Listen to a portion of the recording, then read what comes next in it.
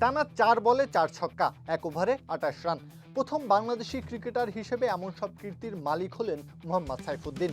বাংলাদেশ ক্রিকেটে যা আগে কেউ করেনি, যা কেউ দেখেওনি। 10 বলে 31 রানের ঘূর্ণিঝড়, স্ট্রাইক রেট 310।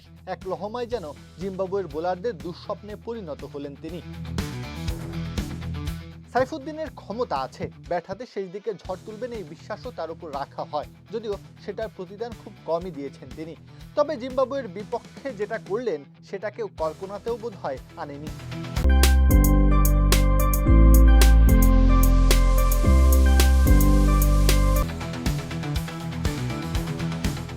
7 নম্বরে যখন ব্যাট হাতে এলেন দলের রান তখন 141, হাতে আছে 3 ওভার।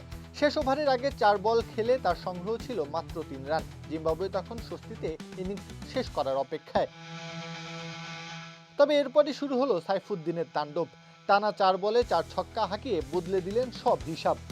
শুধু তাই নয়, শেষ ওভার থেকে তুললেন 28 রান, যা বাংলাদেশি কোনো ব্যাটারের সর্বোচ্চ।